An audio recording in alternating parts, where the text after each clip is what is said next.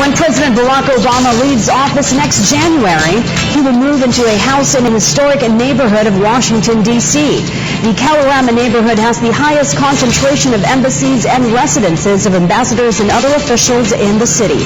Traffic will be blocked in the area as soon as Obama moves in, but for now it is still easy to pass by his future house to catch a glimpse. VOA's Tatiana Korshenko has more. He's about to go from Commander-in-Chief to Couch Commander. What I never do in D.C. for 2 years. This self-satirical video portrays Barack Obama searching for a new occupation. He tries different roles and hopes to at least get a driver's license. Obama has already chosen the house where his family will live after leaving the White House. After stepping down, he will move to a large mansion in a wealthy Washington neighborhood called Kalorama. The mansion has an estimated value of around $6 million. Obama will not buy it, but rent it instead, paying around $22,000 per month. Obama said he is staying in Washington so that his youngest daughter, Sasha, can remain in the school she has been attending. The Kalorama district is considered to be extremely prestigious and secure. The reason is simple.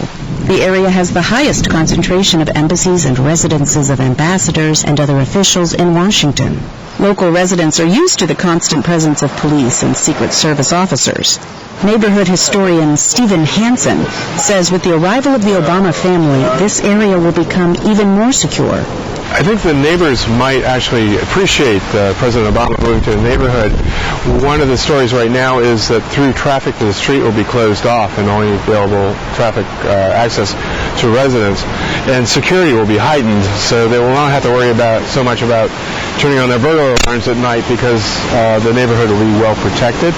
And ultimately it might actually improve their property values. John Horan, who lives near the area, walks his dog Tiger in the Kalorama neighborhood every day. He's glad Obama has decided to stay in Washington.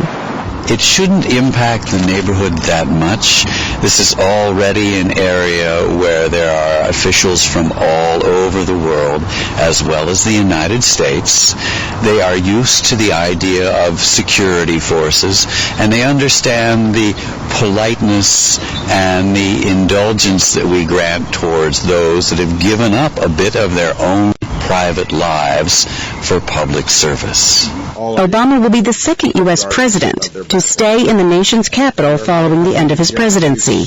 Woodrow Wilson was the first. He lived in the same neighborhood where Obama has chosen to live. The Wilson House serves as a museum for visitors. It is in walking distance from the Obama family's future home.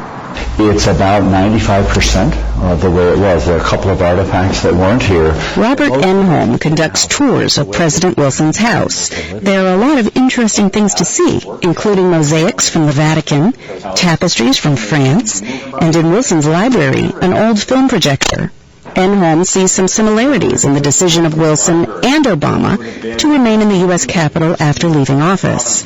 In some ways, the story of our house is also the story of presidents leaving office and remaining in the nation's capital in order to remain active in politics. That was certainly one of President Wilson's objectives, and I suspect that that's one of the things that President Obama will find is an advantage of being in Washington. By continuing to live in Washington, Obama can't help but remain active in politics, certainly more than enough for an ex-president to do, despite the worries he expressed in his satirical video.